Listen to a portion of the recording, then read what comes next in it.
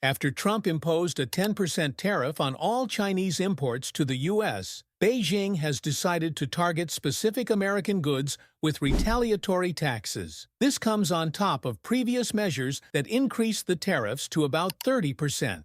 Trump is criticizing China's enormous trade surplus. As its exports flood the world, China sold $1 trillion more goods and services last year than it purchased. I always say tariffs is the most beautiful word to me in the dictionary, because tariffs are going to make us rich as hell. It's going to bring our country's businesses back that left us. When the U.S. imposed a new round of tariffs on China in February 2025, it was thought that simple economic pressure would force China to make concessions. But instead of that, China retaliated with a long-planned strategy that targeted not only American goods, but also the basis of America's economic power. They have, in fact, placed tariffs on important industries, but that is only the visible aspect of the situation. China is negotiating agreements with us, securing essential supply chains, and strengthening its hold on rare resources. Competitors aiming to weaken U.S. influence internationally. This is about retaliating gradually rather than just instantly. We're breaking down everything that's going on, why it matters, and how it's affecting the global economy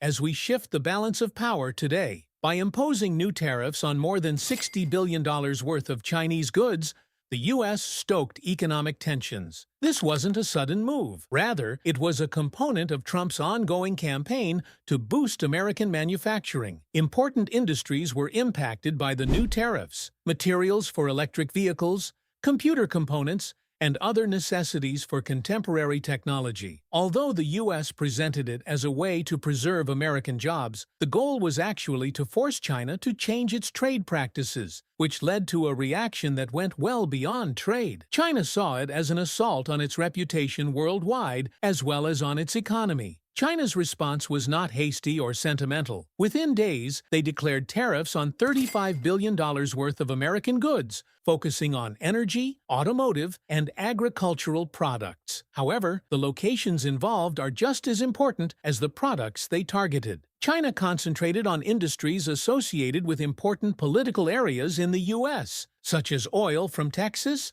and soybeans from the Midwest. This was not just about hurting the economy. It was also about applying pressure from within the U.S., understanding that the impacted companies would oppose these policies. But that's only one aspect of it. China has established new trade agreements with nations like Brazil, in addition to tariffs.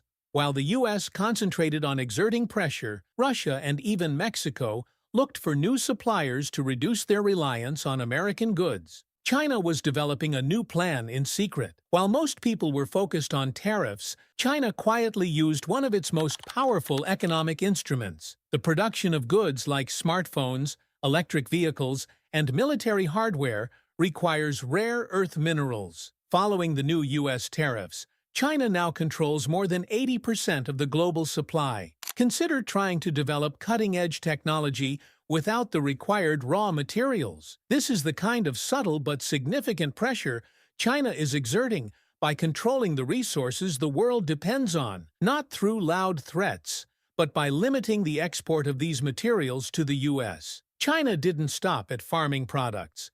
They also targeted America's energy industry by imposing new taxes on U.S. oil and liquefied natural gas. However, China's hint that it might restrict the export of these materials. This is important because China was one of the biggest consumers of U.S. energy in recent years. As a result, U.S. energy companies lost contracts, shipments were delayed, and profits decreased. At the same time, China refocused its efforts to forge energy agreements with Middle Eastern countries like Russia and increase its own energy production to lower dependency on the United States.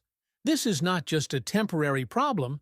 Even if tariffs are later removed, those new energy agreements might last, costing the U.S. money and influence in one of the biggest markets in the world, while goods like steel and soybeans garner attention. The real conflict is with technology. By prohibiting the sale of essential computer chips and prohibiting businesses like Huawei from doing business with American companies, the U.S. sought to restrict China's access to advanced technology. In response, China made significant investments in its own technology. To lessen dependency on U.S. technology, the government developed its own computer chips, improved artificial intelligence, and built faster 5G networks. But here's the twist. These actions might have strengthened China rather than hampered them. Chinese tech firms are now producing goods that can rival or even outperform those made by Americans. This is no longer merely a trade dispute. Rather, it is a competition to see who will dominate global technology in the future. And China is closing the gap quickly. China owns more than $800 billion in U.S. government debt, and selling it all at once would harm China as well. Following the new tariffs, even minor adjustments in their purchases could have a significant impact on the world economy. China gradually stopped purchasing U.S. debt, which had the unintended consequence of making borrowing more costly for the U.S. government. As a result, interest rates on credit cards, auto loans, and home loans increased. The U.S. depends on nations like China to help finance its debt. If China withdraws even a little, it will cause financial problems that tariffs cannot fix. It's a subtle but very effective form of economic pressure. While the U.S. was enforcing tariffs, one of China's most calculated strategies was to forge closer ties with other nations. The goal is simple: to lessen reliance on the U.S. while increasing China's influence in other markets.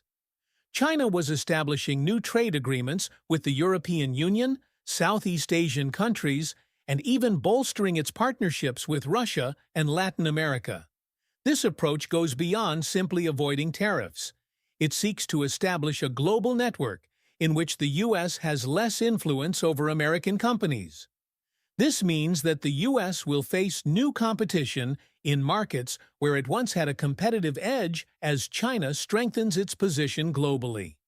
While the U.S. and China were making headlines, American businesses might find it harder and harder to keep up. Due to their own problems, Canada and Mexico both had to deal with our tariffs, so they responded by enacting their own. This is where it gets interesting. As tensions increased, both Canada and Mexico started to forge closer trade ties with China. While Canada targeted American agricultural products, and Mexico raised taxes on goods like steel, pork, and whiskey. This change could make America less powerful in its own backyard and turn once close allies into dependent nations. Focus more on China and less on the U.S. The main effects of this trade war go beyond tariffs. They also include the years-long transformation of global supply chains. The U.S. and many other nations mainly depended on China for manufacturing, but as a result of rising tariffs and tensions, businesses are reconsidering that approach.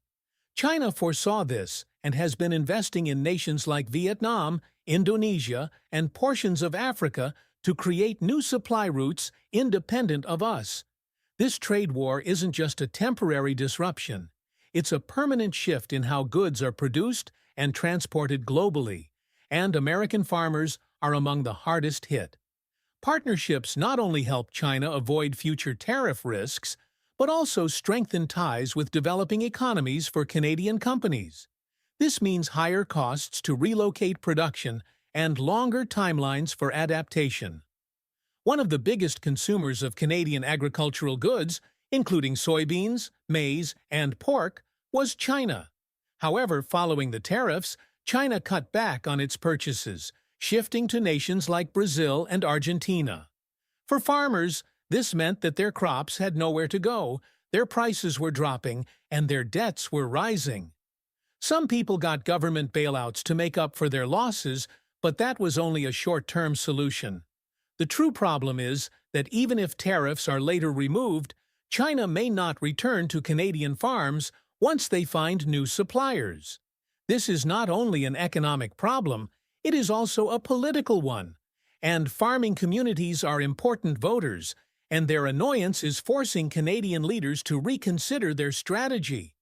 When nations impose tariffs on one another, not only businesses suffer, but also regular people, who must pay more for goods ranging from clothing and electronics to food and household goods. When war businesses face higher import costs, they frequently pass those costs on to customers. For example, smartphones that rely on Chinese-made parts are now more expensive, and groceries that previously came from foreign suppliers are now more expensive because of tariffs on agricultural products. Most people are unaware of this hidden tax at the register, which is linked to tensions in international trade. Uncertainty is hated by international markets and the U.S. The China trade war has produced a lot of it. Whenever new tariffs are imposed or trade talks break down, stock markets react, sometimes by seeing sharp drops. Investors worry about the effects of tariffs on corporate profits, economic growth, and the stability of global supply chains, in addition to the immediate costs. Large companies that rely on international trade, like tech giants and automakers, frequently see sharp swings in their stock prices in response to the most recent trade updates. Not only does this volatility impact Wall Street, but it also has an impact on regular Canadians' investments, retirement accounts, and pensions.